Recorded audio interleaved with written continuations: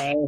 Nice. One of these days, I'm going to figure out how to do that music like in the background while we're talking. Because it gets me all like, yes, jazzed up. Yeah, I was here dancing in the background. It's hard not to, right? I hope you all agree. Do you like our music? Do you like our tunes? Let us know in the comments. Please, yes. I enjoy it.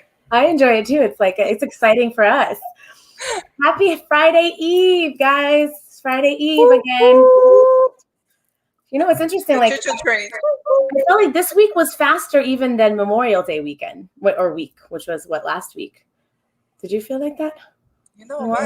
No, you're absolutely right. It felt faster. I can hear my echo. You hear your echo. Do we have an issue technology-wise? You sound fine for me. Hello? Hello? Yes. Okay, now I'm not back to normal. Okay. You got the Giovanni, your other friend behind you, Like, talking, repeating everything that you're saying. my other me. Hey. No, yeah, so going back to the question, yeah, it was kind of, it went fast. Seriously. I don't know if it because we were like busy, because we had holiday last week, so everything got cramped up, and then we roller coaster to this week, and we're just trying to breathe again. So could have been. I would, you know, that's a really great hypothesis. So guys, welcome. As you arrive today, let us know, how do you feel? Let's see. I want to know. I want to know where you are in the world, because I know people are all over the place. You can just say, hey, from your city or your state, and then one emoji to describe your weather today. How about that? So where are you in the world and what's the weather like? So I am in North I was going to ask you, how would you describe your weather?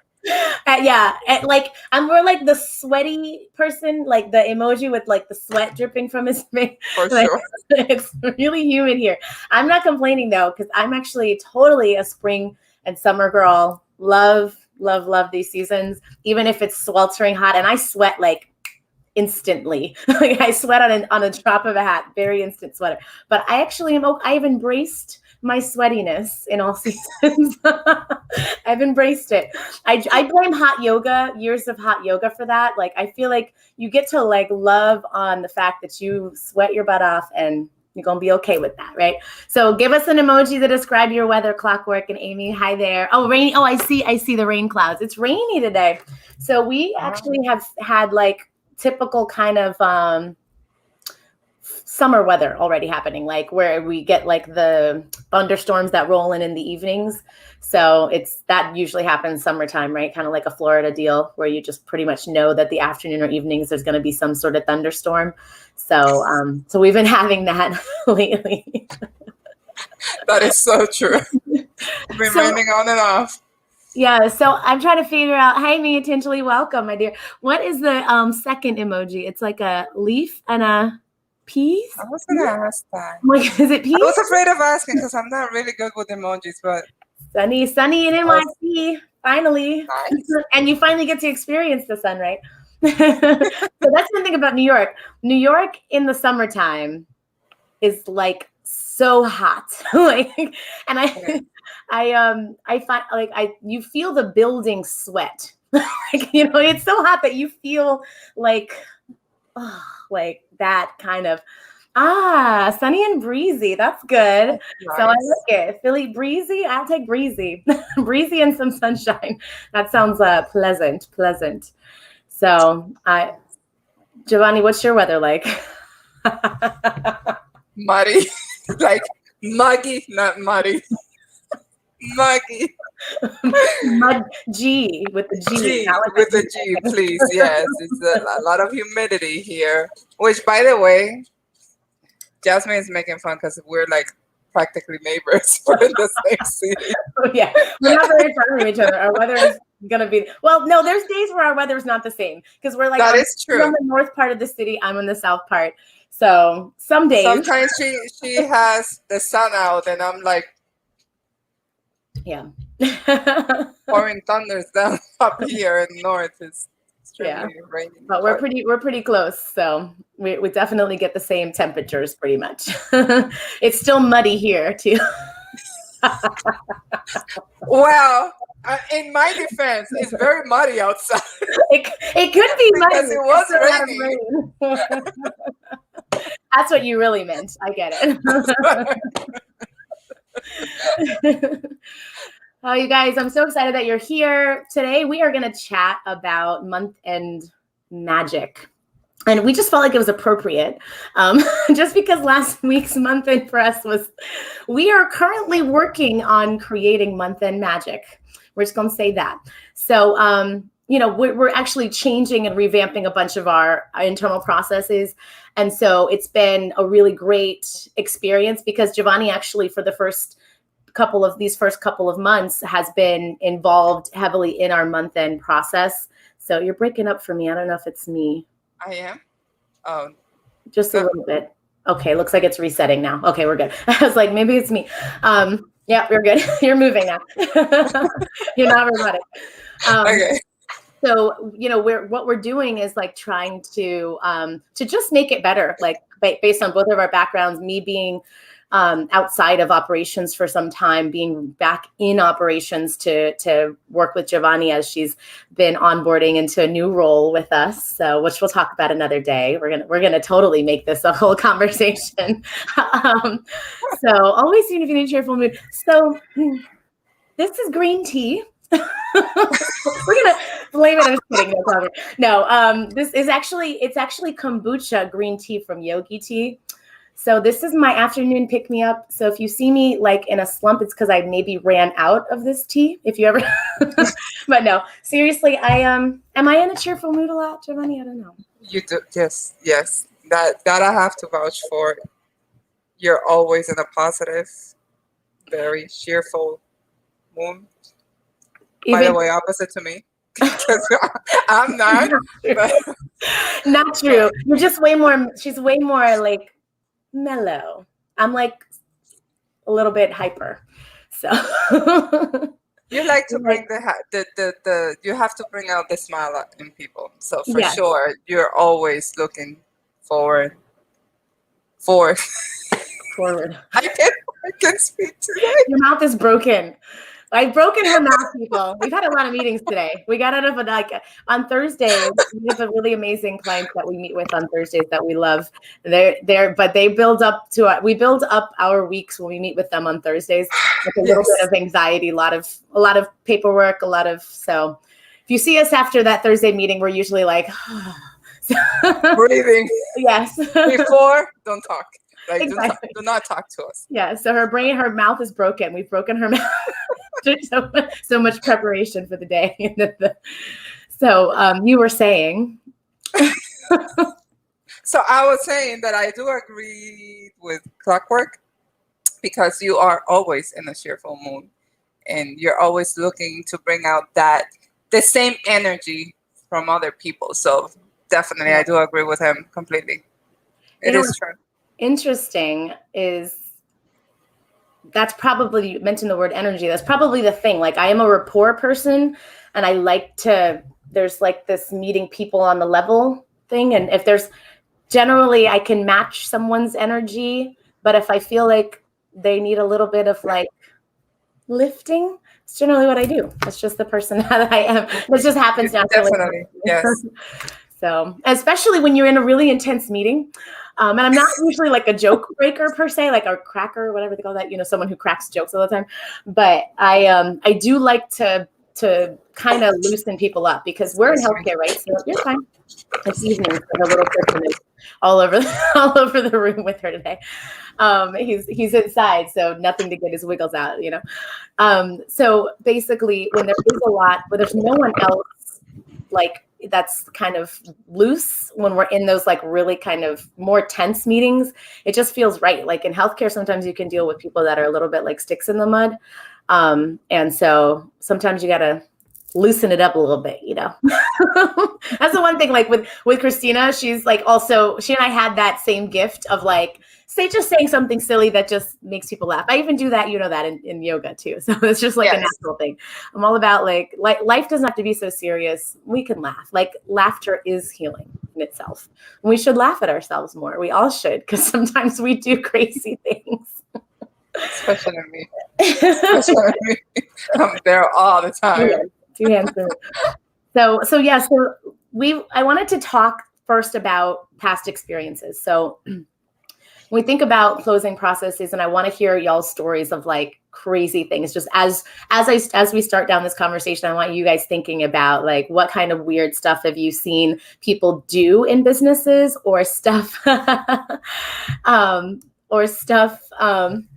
Steve. Oh yeah, Steve. Yes, Steve is from the Bronx. Clockwork. That is my father. Those of you who don't know, our IT guru who's around forever. Steve is my family's all from the Bronx. Clockwork. So we all know, and now they're all like spread out in New York. But some of them are still in the Bronx, same like barrio, you know, same little area. But the others have kind of stretched out to other parts. So hey, Christy. Welcome, West Virginia, rainy. Yes. So we're just talking closing. So tell me a little bit about, like, give us a little story time here in the chat of stories that you guys have seen, or weird stuff that you're like, what, when you went either experienced in a practice or have seen in your lifetime, or heard of crazy things that people do. Typically, if you're ever involved in a billing company, month end is a really, really big deal, because most billing companies are paid on a contingency basis, which means they don't get paid until they close the month and bill the client for whatever revenue generated in that last month. So the concept of month end closing is something we care a lot about when you run a billing company, and you want to make sure the numbers are accurate. You don't want money missing and things like that. I say that only to preface it because unfortunately, some healthcare organizations and practices do not prioritize month-end closing in the right way. When I say closing, they're like, we have a closing process. Like we have that question on our onboarding, like tell us a little bit about your daily reconciliation and your monthly closing process. And some people are like, well, you know, we just, we give the numbers to the accountant, or, you know, there's not really like anything that they can report to us, or they have kind of never really thought about the concept of having a process. They just look at their KPIs, right? They're just like, oh, we just print the reports. And for us, it matters that we not just have a deep understanding just for billing the clients, invoicing the clients, but also because if you care about the way the revenue cycle runs, like that month-end process is, if failure to execute a reconciliation process and a month end means that you're going to be creating way more work than is necessary in the revenue cycle, right? Because if you aren't making sure that your payments are posted from patients, you're not, you know, I say that like front end payments that come across the desk, and you're not making sure someone is entering payments that come in the mail from patients, because there are still people that mail payments, and you're not ensuring that checks from insurance companies, the EOBs, paper ones, and ERAs are being processed regularly, you're basically creating a master mess for yourself. You're going to have a crazy AR. You're going to have patients pissed off at you because you haven't reconciled their accounts for however long. So you're just creating just a mess of a mess of a mess. So yes, exactly. Yes. Some don't close at all. It's so true. So true. Oh, you used to work in Lincoln Hospital. I love it. Yes, I think, right. Titi Carmen, I think, worked there, right? Yeah. I think she did. Yeah. So I love it. Implementing for Epic for an NYC hospital. Gonna go live at the facility. Lots of food choice for lunch there. Yeah. I love it. Oh gosh. So Epic, feels like everybody's implementing right now, Epic Clockwork. So you should be prepared to help people with projects on Epic implementation. Continue to do more of that. So yeah, I mean, the concept of closing is sometimes overlooked. So when we talk about month end, we're talking about just really, it's the culmination of the entire month, proper reconciliation processes going on throughout the whole month to see a finished product that can be seamless. So that like creating magic really has to do with the rest of what you do throughout the month, right? Not just like, oh, at the end of the month, like getting all your check. Because I've seen practices, y'all, I have seen practices that have like, they have like one person who does everything. So that one person is the one who grabs the EOBs at the end of the month, who like post, make sure all the payments are posted and all this stuff. Like nothing gets done throughout the month. There's like one day that they spend to like get things reconciled. When I say one day, it's like they don't even reconcile. They just put it in the system. Yeah, because now they're time crunching. They're like, I gotta get this done. I've even seen billing companies do stuff like that, you guys. Like I have seen. That's scary. It's very scary. Seen billing companies be like weeks and weeks and weeks behind on posting EOBs, or like we talked, like I said earlier, patient payments. Like they, get a log or something from their clients, and they aren't entering in the patient payments. So messy stuff. So Giovanni, what's been your involvement or experience previously with month end? Because we've never talked about that. I mean, in other organizations. That is true. We have never talked about it. Honestly, I have worked in previous organizations and they don't do month-end close. With reconcile some ledgers, like when I was in the payments department, I'm gonna put that one as an example because I used to do month-end close there every month. But it wasn't never like per se a true month-end closing or reconciliation. It was just what I have in my EOBs versus a ledger that I literally put together. But anything with reconciling with the bank, or do we truly have that money in the bank, or is it anywhere? It wasn't happening. So basically it was just a tracking system that we have for all the payments that we receive throughout the month. Yeah. And from there, and then the AR team, they will say, oh, I have a pay not posted, which is the big thing. I think the month-end close is very important because of that part, right? Because if you're not reconciling with the bank and you're not making sure that you're posting everything that you're receiving, then that's where your pay not posted come in. Mm-hmm. And having the pay not posted and pause. Paid not posted for our newbies out there. Oh, sorry. Paid not posted. Break it down. Payments that have been received by the insurance, but it hasn't been applied. Yes, ma'am. By the payer, by the provider, not the payer, by the organization or the practice. Terminologies.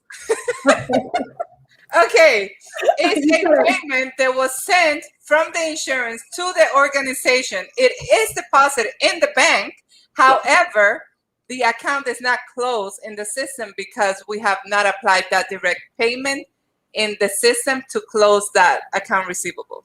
Love it. Yes. Yes. Thumbs up. Thumbs up.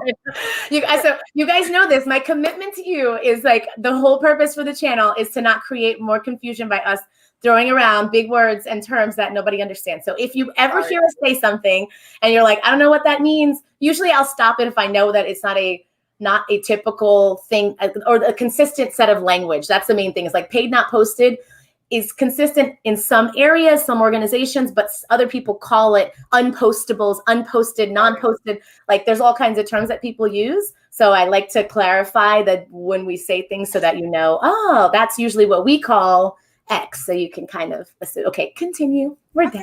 So with that being said, in the description of pay not posted, which is money that it was received to the organization did receive that, and it is in the bank. However, the account is not closed. That's where your AR mounts. Grows. Yeah, how do you say that? How do you say it? It grows, mounts, compounds. Yeah, the buckets increase, right? The buckets increase, and everybody that works in the accounts receivable department, every time you want to see your from 60 to 120 over. I'm sorry, that was my baby. He doesn't have respect for me or the camera.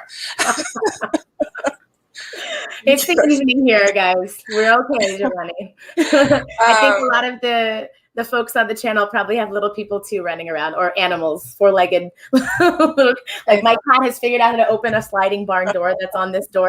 That's a So very I have to put a shoe in the door to now stop her from opening the door. Otherwise, she comes in and she climbs all over the desk. And so, yeah, I am a witness to that, by the way. So I forgot where I was going. Your AR receivables go high. Right. And what you want to is maintain a very, very, very low percentage on that. So one of the big things and something that can really help you is try to maintain your pay not posted close to a 0. Making sure that I am so sorry. Did you saw that he was not wearing clothes? I'm not determined that they're going to take us off of YouTube for that.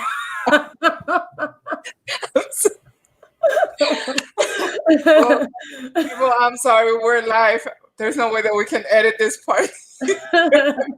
Yes, YouTube, give us a pass for that, okay? Okay, go ahead. Sorry. No, I think I'm done. Was I done? I don't know. We'll ask him. He can tell us. He's like, you were done, Mom. He's decided. Go to the room.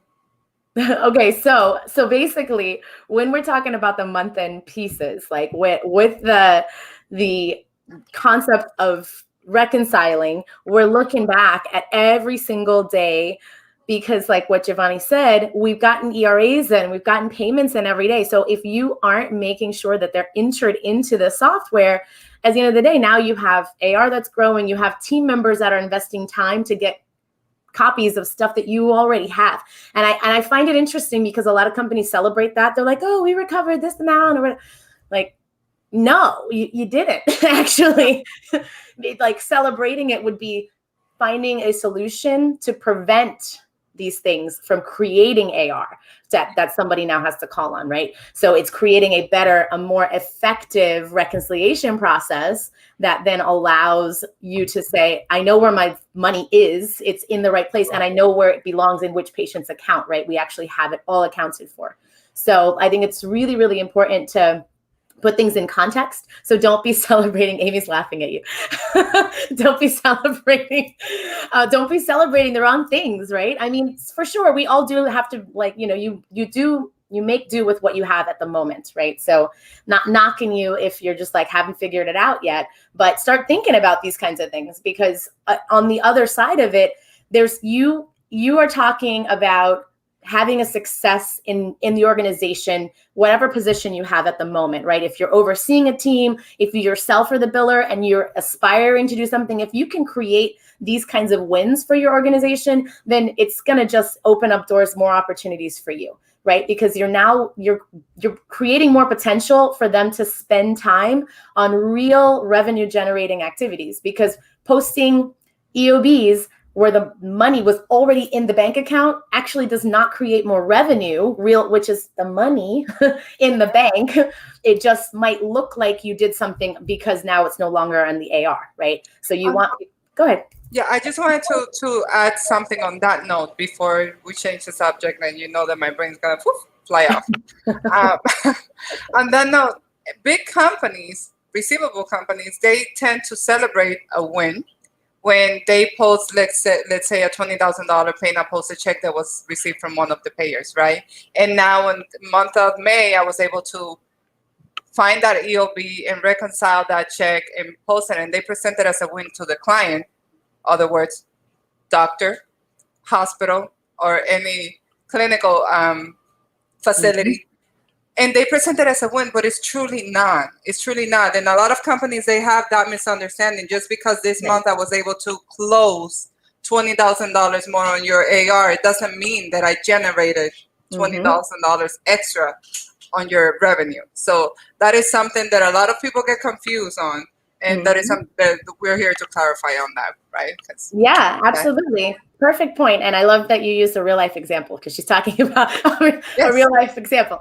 So, and that's true. Like there are so many, and I'm not knocking you. We need to reconcile the accounts receivable, right? So we actually absolutely need the EOBs if they're missing. So we often will have projects come to us that are like, excuse me, big AR projects that need cleanup, and we have no idea who had the EOBs, who at the previous company, whatever. Like, they're just a mess at the moment. We just need to get the AR buckets down. So for sure, you're going to be grabbing EOBs from everywhere, trying to get, them in your hands so you can actually reconcile or do other work for cleanup.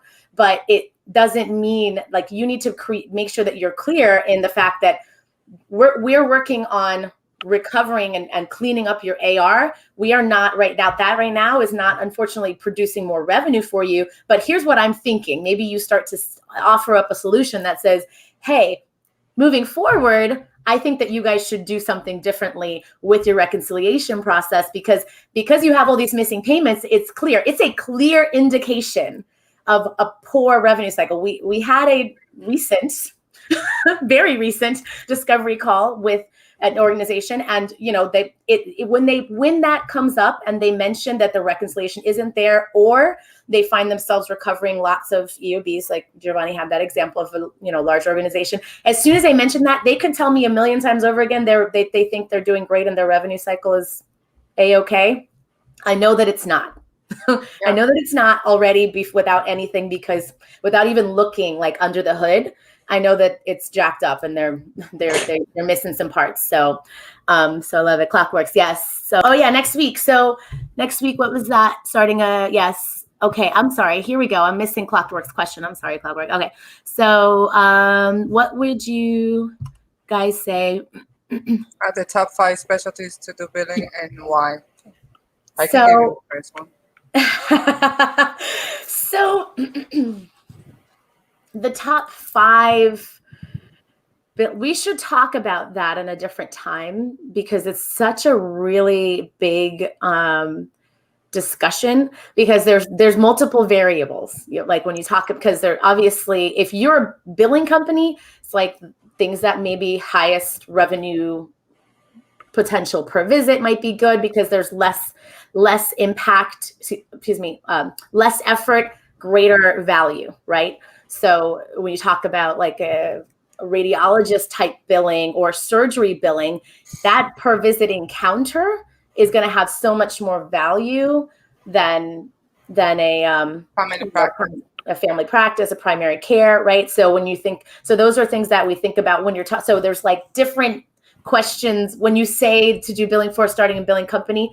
I would like to talk about that in a very, very specific container, because there's a lot of different things I could say about it that I don't want to go too far off topic today, Clockwork. But I love the idea, so we're gonna put that will be a really, really, really good conversation. So if Jasmine do set up that conversation, I do encourage everybody to look at that or jump in that conversation, because it will be really, really great. Yeah.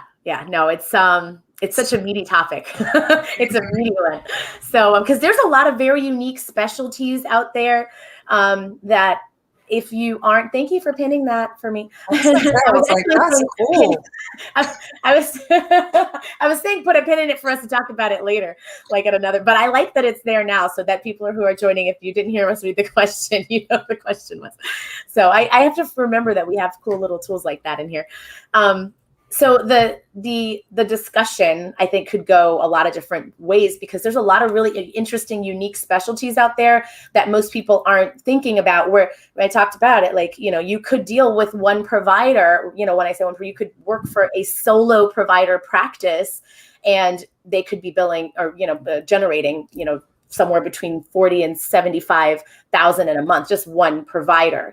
As far as the potential goes, if they're in a specific specialty. And again, like that's going to depend upon, your niche, because when you're doing that kind of work, you're probably going to be doing a little bit more for like a solo provider. You might do end to end for them, including assisting with coding, because in those specialties, there's typically a little bit higher level effort. Like I mentioned, surgery, surgeons, they are on their feet doing surgeries for a number of hours, right? In one sitting. But the effort is reimbursed well, but it does require an investment in understanding of coding, someone who's, going to be a bit more hands-on. So if you had one solo provider, you could potentially, generate a decent amount of revenue for them. So we're going to talk about that. I'm going way off again. I was very love off topic, but it's really good. I love this topic. Thank you for that, Clockwork.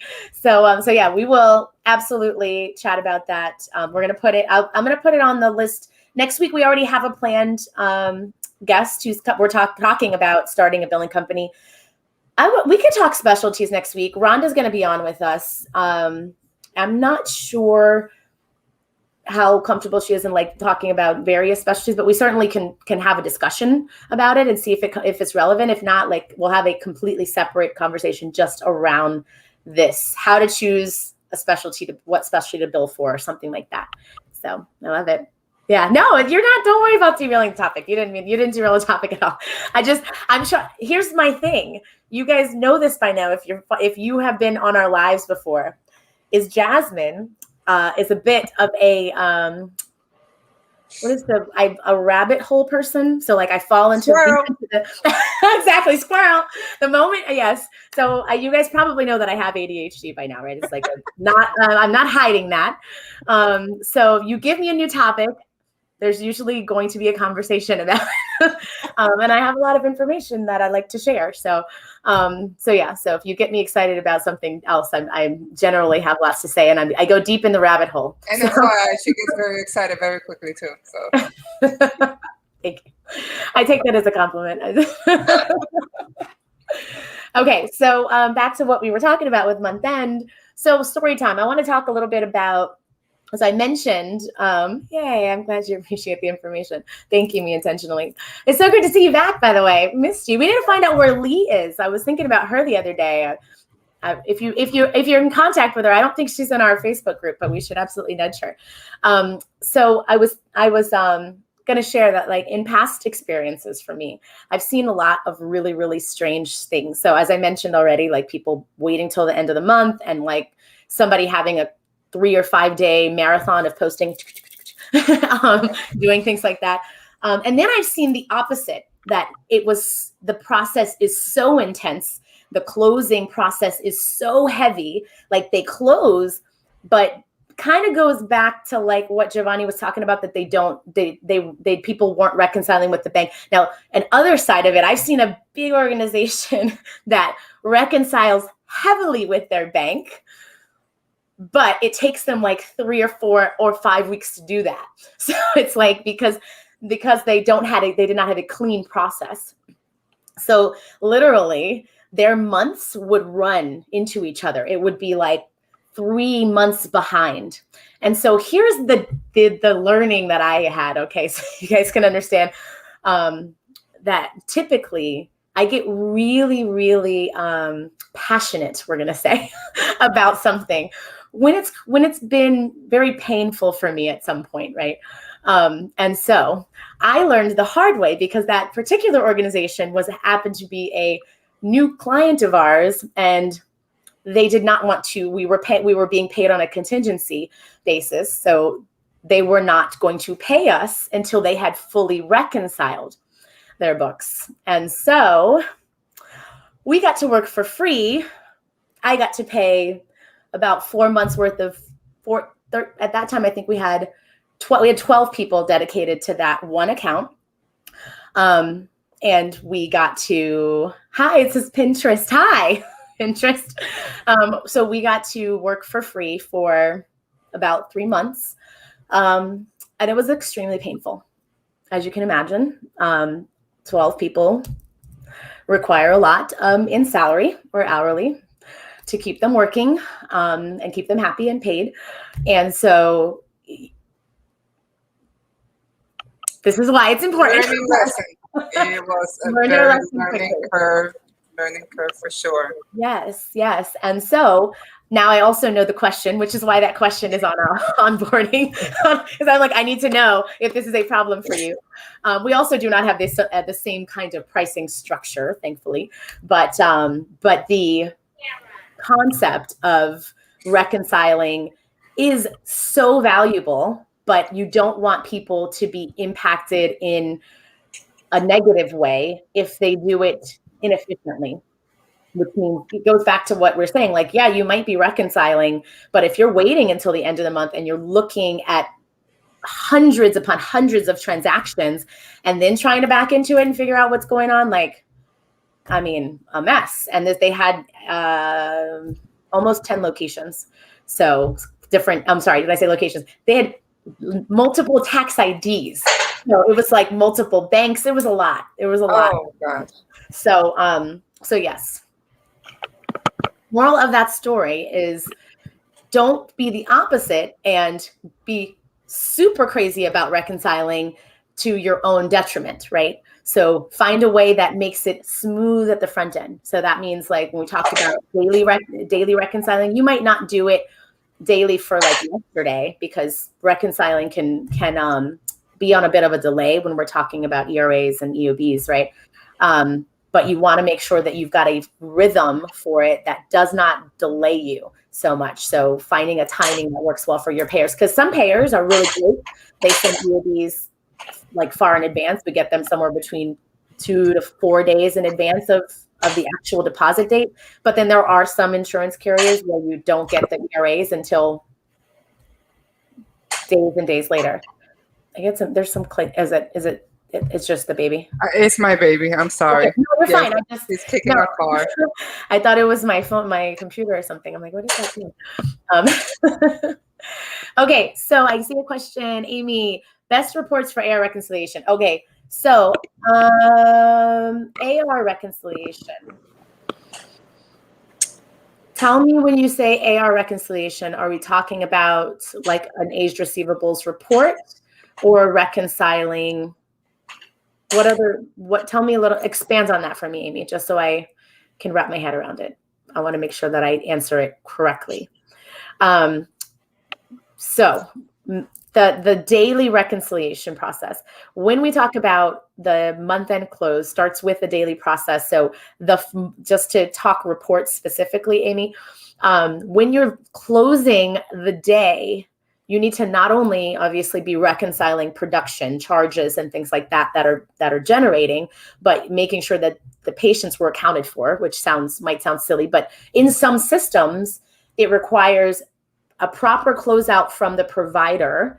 So making sure that they've, accounted for EHR. And then there's some kind of firing off from EHR to billing system to create the claim, right? So you absolutely need to make sure that you are looking at, if we had 50 patients on the schedule that were checked in, do we have 50 claims potentially? Now you might have self-pays or what have you, but do we have 50 sets of charges that were generated for patients that attended that day? So that's one thing, right? Just production closing.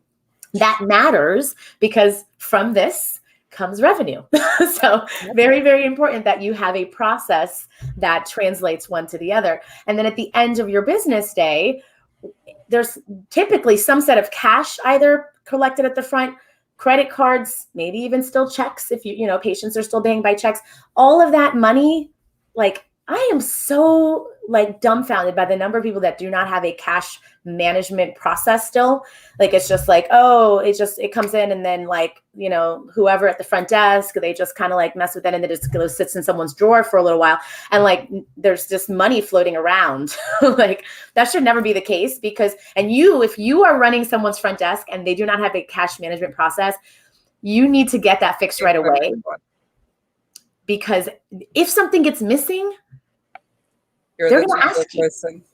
You're going to be the one who they're going to suspect because there's nobody else, right? And it could be somebody unassuming, someone's kid walked in and took $5 out of whoever, whatever.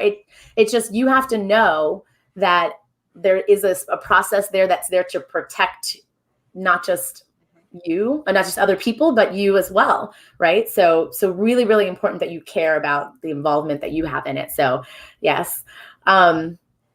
So yes, that's cash management process, that not just the money flowing. We can talk cash management specifically a different day, but when it gets from the front desk to whomever is the manager oversight, they've reconciled, put it into where it needs to go, the bank or what have you, closing out the credit card batch. Then someone needs to make sure that the reports in the software match. Another reconciliation. Yep. Yes. Basic stuff, right, Giovanni? So very basic for us, but unfortunately, the sad reality is that people, a lot of clinics out there don't have it. They don't even, like you were saying earlier, they didn't even think about it. Right. But Especially because they're like, oh, well, they're credit cards. What's the hard part? People swipe the cards, whatever. Yeah, but did you make sure it was in the patient's account? Because, exactly. Yeah, Miss Jones calls next week pissed off because she paid you $200 and and you possibly lost a client, a patient as well. Exactly. Yep. And so then you're again back to the wasting. Healthcare has a ton of waste if you haven't recognized this, and most of it comes from inefficiencies. So you now have someone who's going to get a statement, potentially paid people that are, following up and doing things with claims that now there should not have been there, right? There should not have been all that extra waste. So what if they put that off and do not close it in a timely manner as far as the EHR part? Or they have not posted a charge for the cash. Yes, cash payments. Yeah. So when you say that, you mean like they have the cash entered, but there's no charges in there to post it against. I've seen stuff like that before. I'm like, I don't understand. Why do patients have these massive credits? Like there's like no information, just the cash payment. They never drop the encounter or the charges for the patient. Yeah. That thing. They're like, oh, well, they're self-pay. That goes back to the second reconciliation part that you just mentioned, right? Making sure that those visits, you not only encounter the visits that you had for the day, but you're also making sure that they're in the system. Yes, exactly. Yeah, exactly. I mean, I figured, I've seen stuff like that, and it's bizarre. And most people think, oh, that's no big deal. Not most people. Some, even administrators, think it's no big deal because their cash, we're not going to be audited by the big bad insurance company because it's a cash patient. But listen, like poor practices means poor practices. Like that's like across the board. It means that if you're screwing it up with this, that is 98% chance that you will screw it up somewhere else as well. Yeah. And if a patient reports that, I mean, there's a way for you to be on the naughty list having to do with other types of patients because they're like, oh, you send claims out like this on a regular basis, or you don't, have these normal kind of what we would consider proper business practices. Like these are simple, like aside from being compliant from a healthcare perspective, these are just proper business practices, right? It's like balancing a checkbook. Like, I know it sounds like, if you guys even know, like, I don't even know what that means. Like, I'm like, wait a minute, I just like aged myself. Like, not even I'm gonna go off on the tangent I was gonna go off on because my teenage daughter thinks it's funny. I showed her how to deposit a check today for the first time, and it was almost like, what's the purpose of this? Like, why would I ever need this? Like, well, realistically, she may never need to deposit a check, but I feel like she should know. So this is the old ways. Yes, exactly. Teach her the old ways, just in case they come back. Yeah. So basically, having a process that is proper business practices means that your organization is protected, period. Like, and that goes for everything. And you're so I know some of us on here, you guys are thinking about starting a billing company. Like, these are all things that are not just good for your clients, but they are good for you. Like, just shores up and protects you as the individual, not just the management of your own personal finance, your business finances, but also to just make sure that you're protected. Because again, if money gets lost, and there are some billing companies that function as, if you guys have never heard of this, function as almost like a kind of a manual cash management. They almost function as a management organization for the practice. So their patients send checks to the billing company. I have never, ever liked, I just don't, look, I mean, I don't like other people like all up in my own money. So I don't know why anybody would be okay with them like sending their checks to a billing company and not, I don't know. I just feel like it is a bizarre thing. Like I cash a bank having a lockbox where they manage it for you is different. An electronic lockbox or something, a lockbox that they actually provide that service for you, different. But having a business that they have variables and people around that you don't know about, that's a little scary. But there are still companies out there that exist. Sometimes you even send checks and you don't even know what you're sending them. Like, you don't even know, you might have $10,000 there and they send you back 8. Yes. God knows what happened to the other 2. You guys, I've seen, I know I've mentioned this at least once or twice. I mean, we've gone in many times to practices where like the biller disappears or gone, whatever, they quit, whatever happened. And you go like pulling out stuff, like drawers, I think I actually have a really old video that I did that I was like looking at the other day. I'm like, I gotta take this thing down. I look a mess, but that's like separate. But, but anyway, that was a long time ago. But I started talking, it's my video that talks about why we don't have drawers. Like we had team desk drawers. Why we had our team members did not have desk drawers is because I used to have those kinds of experiences a lot, especially dealing with smaller practices. Like they trust their billers so much, and then they give them all these spaces. Like there used to be these huge hutches and things, right? Like I'm sure people still have them. I say used to be, but with the locks and stuff. And so like, you open up the flap above someone's desk and like piles of EOBs and stuff. And it's like nightmare stuff, and you go taking it out just to see if it's shreddable, right? Like, are we shredding this? What are we doing? Scanning it, whatever. And we're just like checks. Yeah.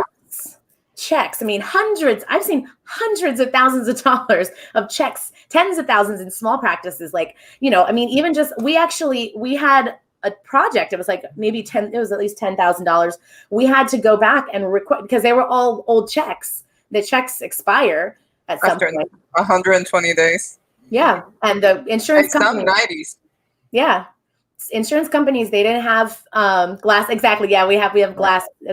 That he's telling you guys the desks that we have. That's the desk that we have. They're glass tops, no drawers, full transparency. Got to see it all. Yes. So no, but and we used to have these shared containers for things. This was back in the day, y'all, where it's almost like your stuff. If you had stuff, everybody saw your box. Like you didn't have spaces on your plate. Like everybody had shared spaces, basically, to make sure we all see. It's almost like, did you get it done? Is it done? We kind of have the similar concept, but now it's all in reports. We're very, very much like open books when it comes to where we are in the process of revenue cycle. Like we work as a team, so we want everybody to be on the same page. But back to what I was saying, like, that you get to that, like, we were going back to recover the money, and like the checks were missing. So you have to call the insurance companies, request reissuing of a check, stop payment reissues, which is a nightmare because the financial departments at insurance companies, they're a mess. So, you're good luck with that. Trying to get them to send you the check again. I know it took like months and months. Yeah. So tell me, you know what? Like I'm just going to say this because earlier you said, share a story, right? But I said, I don't have any. You thought of one. I actually thought of it, and it happened today. It happened today when you were talking about the front end and the clinics. Some clinics not reconciling with their visits and all that, right? A friend of mine, really close friend of mine, she calls me and she's like, can you believe what happened? And please let me know. Tell me if I'm wrong, if the clinic is wrong or right. She calls me and she's like, I just spent 3 hours fighting with my doctors because I called in to set up my kids as an initial visit. She just made the appointment. Little did she know, 30 days later, she received a bill for $180 for 2 telehealth visits when she only called. Excuse me. Uh-oh. You're good. He's got his own little playground in her office there. I'm just kidding. She's got this really big space, and I know he's got his little play area. So I don't want to switch the conversation too much. Oh, you muted it, I think. Thank God I muted it. No. Like, oh my God, please don't tell me that you were able to. Thank God. You're screaming at him in Spanish? But yeah, so it happened this morning. She called me and she's like, that's crazy. Is this okay? I'm like, oh my God, no. I'm like, yeah. Forget about a portion of compliance. That's fraud. Yeah, it is. It's fraud.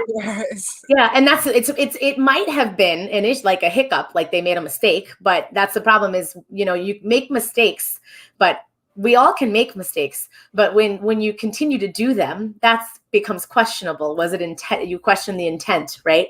Like, and it goes back to what we talked about before, like with the best poor practices, just constantly abused because of what you just consider as a mess, or you don't have your stuff together yet. Like, that's not an excuse for an extended period. You actually need to correct. No, exactly. That is that. And even if it was a mistake, so now the chances is that you lost that patient, right? Oh You lost her. Like that clinic lost my friend today, right? And if I would live right next to her and we're in the same neighborhood and she knows all these people and she goes, oh, I went to that clinic and they did this to me. Now you're losing a chain of people just because of that one mistake. So when you're a manager, and FYI, she told me she was talking to the manager of the office. When you're a manager, you need to make sure, like, you cannot call a patient or even talk to a patient when the patient asks you, ask the front end that they want to speak to a manager for X or Y reason. Let's say, for example, this same scenario, and the manager tries to vouch for the clinic without even reviewing the account. I mean, you can't, because the first thing that I asked my friend is like, okay, where's the consent? Where are the doctor's notes? Where is the confirmation that you actually did have that visit? Because if there is a real doctor's note, I really want to know what the doctor said when I was just calling to schedule a visit. Yeah. You know? So that happens sometimes too, because like sometimes it'll be like a nurse's note or something. Someone accidentally keyed it wrong, and someone, they forgot to put a charge in, and then they go out and put the charge in there. That's insane to me. That's insane. And I mean, it happens though. You guys would be surprised. And this is, we talked about, I mean, it's an unfortunate thing that, there's so many organizations that are going in blind without being able to, we think about other businesses that there's like a plan and a structure and most people go into healthcare opening practices without previous business experience and without any training for the business side of healthcare, which is why this part is so messy. This is why we're here. This is why we exist, because there's so many people that just don't know where to go, even when they get into healthcare from the administrative side. Like, I mean, you would be surprised to know the number of organizations that we talk to, high level people that just it's such a challenging space in revenue cycle that most people are like, oh, let's just get experts. we don't deal with it, and sometimes they get experts that are not so experty. And those private practices, the private doctors, like, I sometimes feel for them, because they are with a dream that they just want to start their own business, right? But in order for them to do their part, they need somebody that can do the administrative side, because they will only do the clinical portion. And it's hard for them, and they suffer. Literally, the provider is the one that suffers the consequences when you don't have somebody that actually knows what they're doing in their front end. So. Yep, and unfortunately, they learn too late. That's the thing. It's usually when there's pain in the process. They learn by somebody, committing fraud or doing something fraudulent in their practice, or doing, maybe it's not so intense like that. Maybe it's just you lose couple months of revenue. I was gonna say tens of thousands or hundreds of thousands of dollars. Like, I mean, that might sound a lot worse to you guys, but I think jail time sounds worse for me personally. But I don't know. I could be wrong.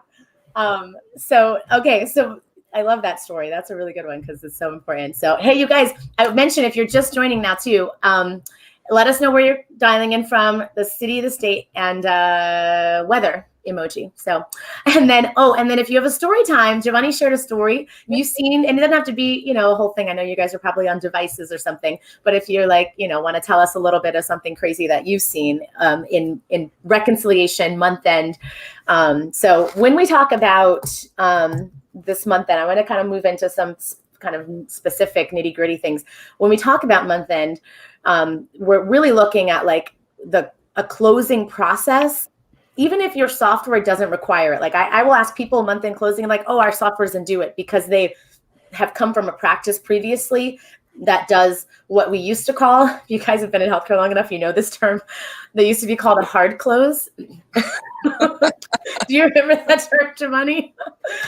So a hard close meant, and people used to hard close days, and some people still do, by the way, which means your system will not allow you to touch, edit, modify anything in that day, right? If you hard close the day. If you hard closed the month, such you could not.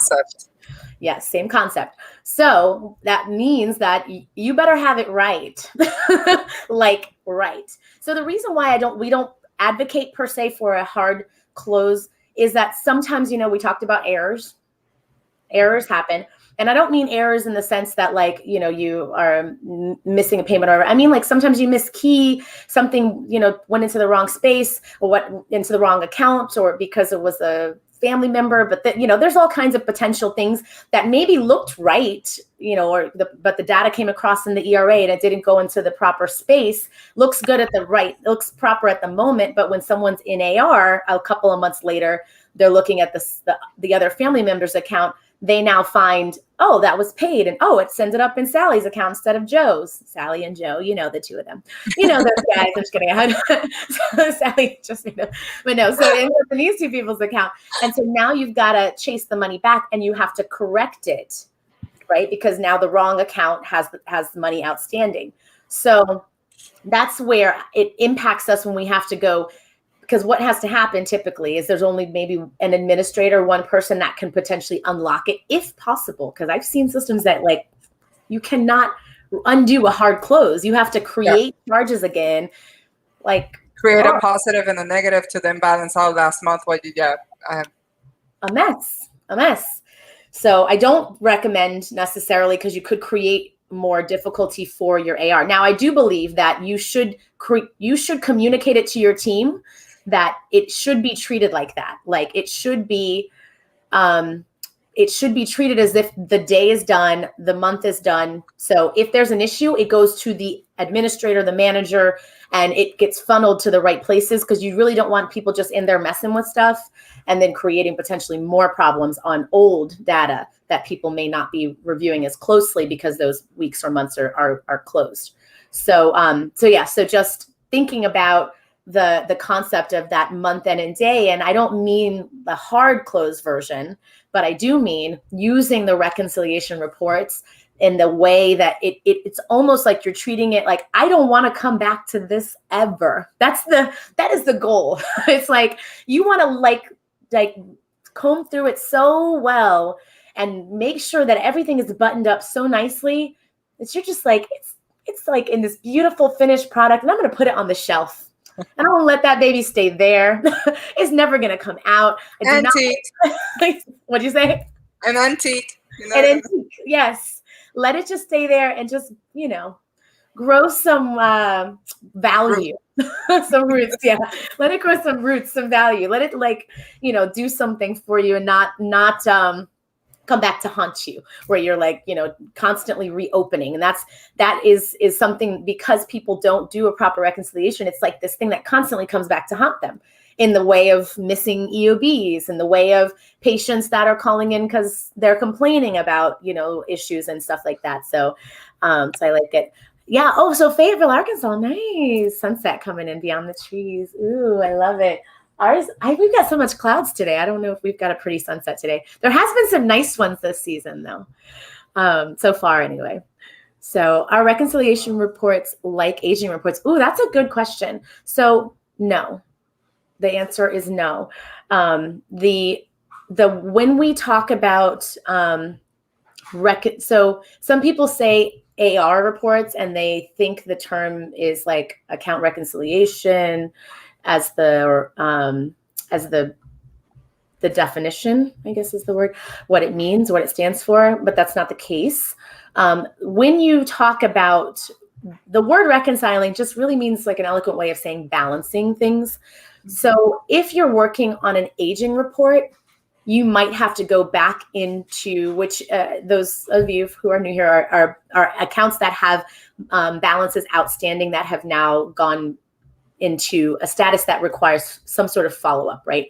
So it might be, typically we're looking at things at least older than 30 days, right? So something that might be on that aging report would require you to go back into the patient's account to try to reconcile, which means to balance, like where's the missing link? Did we not get paid from someone? Did something happen? Why is there money outstanding? You might then go in and reconcile from like an EOB that's missing, or something that's not fully applied, because there's a lot of systems out there that it can sit in a escrow type status where it just hangs out there until it gets applied to a proper service. So that would also be considered reconciling. But when I talk reconciliation from the purposes of month end, it's really that checks and balances. So it's saying, like we said earlier, you've got a certain number of patients that were seen, marked as seen. Then you have a certain number of charges or claims that were created for that day. So that would be a check and balance, right? It's making sure my patients had claims, right? Or my patients had charges that associated properly. And the people that paid, it showed up in the software, like the cash that came across the front desk in the software the proper way. Or that we talked about EOBs earlier, EOBs that came in, payments from the insurance company, is it reconciled or posted in the patient's accounts properly? And at the end of my report, do I see I made $20,000 according to my clearinghouse? After the end of my payment posting, do I have $20,000 on that report? So the report itself can vary, because what I just explained was more like, the first example was a scene report versus a charges report, right? The second one is more like that's patient scene versus charges. The second one is more like an ERA or a clearinghouse report against a deposit report from your software, or a payment report, depending on what your software company calls it. So there are different reports that you're really looking at side by side to confirm the information. And some of them you can do like fancy things that Giovanni knows all about, like VLOOKUPs and all that, which fancy stuff in Excel, where you're like, taking it in Excel and cross-referencing data to make sure that it's present. So yes, aging reports are more like past due bills. Yeah, exactly. Thank you, Steve. Now you're a master biller. That was a really great question, Pinterest. So Giovanni, other things about the differences there that I didn't cover? I'm closing the window. Actually, you actually covered pretty well, because you went with because I was just all in payments, right? In the payment side, but the reconciliation between charges and visits and visits, and then encounters in the system is all has to do with the reconciliation and close end. But one thing that I want to mention, because we're titling this video as a month end close, please keep in mind that these visits and charges and even bank reconciliations, they do not have to happen at the month end, right? You can do it. Your visits and your charges, I was going to say obviously, but I'm going to take that word back. And preferably, you want to do it on a daily basis, because if you're missing one, let's say on Monday, you don't want to find out on Friday. You want to find out as soon as possible. So that type of reconciliation, I would do it on a daily basis, versus a payment. It depends on how your week looks. It can be done on a weekly basis. It doesn't have to be done on a daily basis. It's not good to be done on a daily basis, because of what Jasmine said a little bit earlier. There are some insurances out there that they're not as fast when it comes to providing the information. Not only that, something that I was going to mention earlier is that you have to be mindful on how your system runs and the remittances that you have set up versus the EFTs, right? Because you can get the EFT in the bank. That does not necessarily mean that you have the EOB or the remittance advice. So you have to make sure that both running electronically to make your life easier. But if you're not set up electronically for that EOB and you are set up for an EFT, you're going to see your payment way sooner than what you're going to see your EOB. So that is something, and it can happen vice versa, because there are some insurances that send it weeks ahead and then they deposit whenever they want to. Right. You So guys, we had this project earlier in the year. I yes. wish I had your. Was it? I don't know. Was it this year? This whole year is like blend together. I think it was this year where We're they recouping had 2020 and 2021, and it's been like a blur. Yeah, it's all a blur. So they there was a company, an insurance company, big one, that did a system switch, and to a new kind of processor, and the company was not prepared to issue EOBs or ERAs. It was like 4 to 6 months or so that they did not issue details for payment. They did estimated payments for that long. So they did an estimation based off of the length of time that the number of visits that the provider was sending in, deposited the money into the accounts, and then they came back finally, like I think it was somewhere between 4 and 6. Sam would know, somewhere that they came back and gave all these EOBs to then go back and reconcile. Yeah, it makes you sweat. It's like, yes. I don't even understand how like a large company can have that kind of like.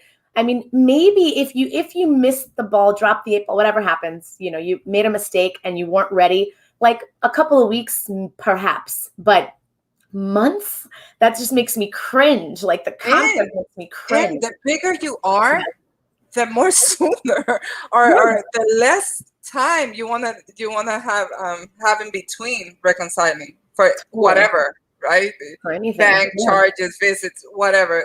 So the bigger you are, the more frequent you want to do it, because the smallest mistake can take you hours wasted of your day. Right, and costs the organization so much. Yes. So much. And I just want to break down what Giovanni said earlier too, because what she just explained about the month end part that we've titled this month end, but the magic part of it, the creating month end magic, literally means what she just broke down. It's like, that actually starts by the daily. What do you do every day?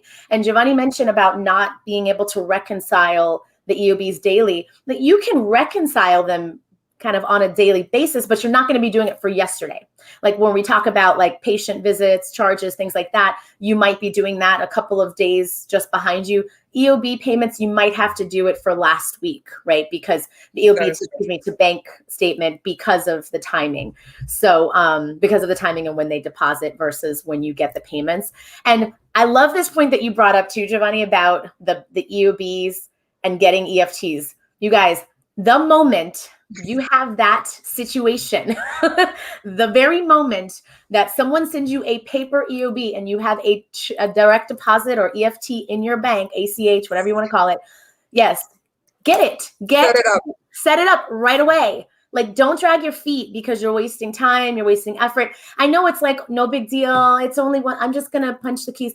But God forbid, you start growing and all of it growing in that particular payer type. And now you've got 50 pages of an EOB that somebody's investing time in to post manually. That is a huge waste. Not only does it a waste of time and effort, but it also goes back to what we talked about. It costs the organization money because there's a chance for errors.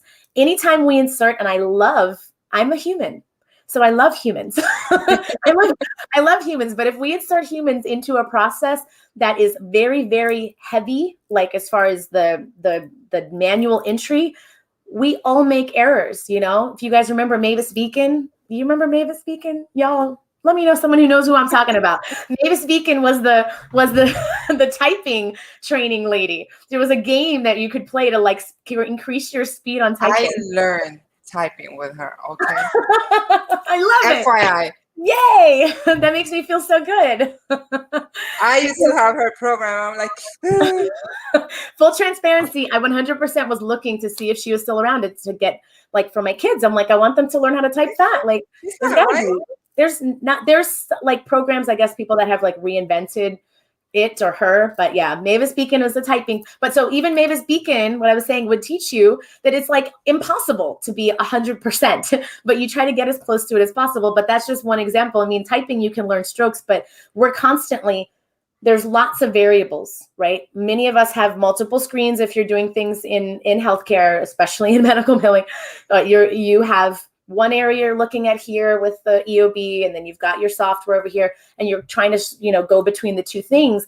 But there's a chance phone rings, patient walks in, whatever, something happens and you forgot where you were, you missed a step, and you got back to what you were doing, sit back down, and you skipped over a whole patient or a claim. It happens to us all. A cent. Oh my, isn't that the worst? Needle in a haystack, y'all. Like, I'd rather be off by $1,000 and not by 1 cent. It's the worst. It's the worst. The worst. The absolute worst. Yeah. Yes. Really good point. So I love it. So Mavis Beacon, those of you, I guess you guys don't know, that's from Steve in the background. I know he knows because I'm his daughter and he got me Mavis Beacon when I was little. So yes, Mavis Beacon works. If you're interested in speed typing accuracy, the products, there are companies out there still. I don't think Mavis Beacon is still there, but sad tale. Sad, because it was really good. I remember. She was very good. So, all right, guys, it's already 8:45 here on the East Coast, and we're going to wrap this party up. So next weekend, we are talking next week. I want to spend the weekend with you guys, but speaking of the weekend, let me say this. Clubhouses. We want to know when you guys want to be on Clubhouses next. This. I'm sorry, I missed some private chats there. Oh, thank you. Yes, that's right. Remind them of the poll. That's exactly okay. So that was exactly what I was getting to, Steve. Thank you for the reminders. Yes. So the poll is out there for knowing when you guys can do a Clubhouse, when you want to see a Clubhouse, and what topics you want us to discuss. I want to get you guys first comfortable in Clubhouse. So we're going to keep doing like welcome parties or just opportunities for us to like learn it, because you got to understand the structure and all that so we can have really great spaces together on Clubhouse. The reason why Clubhouse is so powerful, if you're new here and you have not heard me give this little lecture about Clubhouse, I'm going to share because I'm very passionate about it. Clubhouse is a two-way conversation. So you beautiful people who are here in the comments, we love you. And I'm so grateful that you're here. So grateful that you're here. Thank you for your little typey, speedy Mavis Beacon fingers. But if you come to Clubhouse, you can rest your fingers and use your beautiful voice. So it is an audio only app.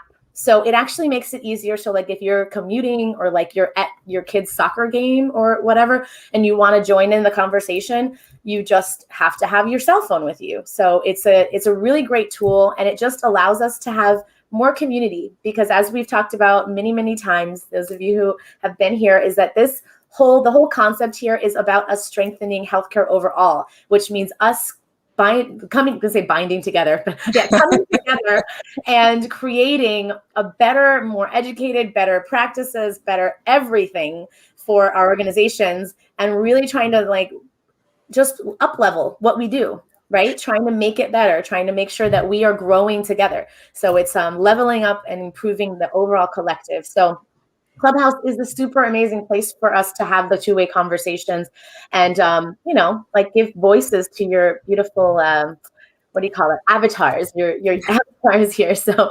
awesome.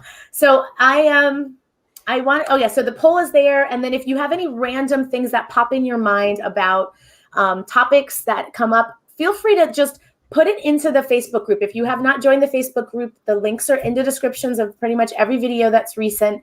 And make sure that you let us know if it's a topic that you want us to just weigh in on in the group, we'll do that. If it's a topic that we want to discuss on here, or you want us to discuss on here or on Clubhouse, we will give space and energy to that as well. So with that said, my friends, I'm so grateful that you're here. And Giovanni, thank you for your energy and your time. Thank you for inviting me. Yes. And next week we have Rhonda. Rhonda is an owner of a billing company. She is in our Facebook group. She is spectacular. She's we'll call it revenue cycle. We love to think more end to end when we talk. Like we say billing company, sometimes it like zips us to this narrow space. When you have a wider scope and you really think about the holistic piece of an organization, we like to use the real term, which is revenue cycle management. So join us next Thursday. That is 7:30 p.m. Eastern. That will be Rhonda with revenue cycle. Oh, I was going to say it's revenue cycle. It's going to be in the description. I forget the Can you someone help me out? Lifeline on it. I don't know. I don't remember where it is, and I don't have it open. I want to say it right. But Rhonda, forgive me for that. We will make sure it's in the description properly. It's some revenue cycle with another R. It's RCR. But I forget the rest of it. So I'm really excited to have her on. She's spectacular. Did you say something, Giovanni? I will. Well, no. I just want you to look at Pinterest question. She's asking which Clubhouse app. But literally, it's Clubhouse. That's the app. That's the name of the app. Clubhouse. And the app now has a different picture. It's a picture. Oh, go ahead. No, I was just gonna say it's a picture of a woman looking up. Like this. With like a bangs, short hair, bob hair. Yeah, bangs and a bob haircut. So if that helps, because the other one is a like project management app or something like that. I think we're not doing that. That's not that's not where we are. It should say Clubhouse audio chat or something like that.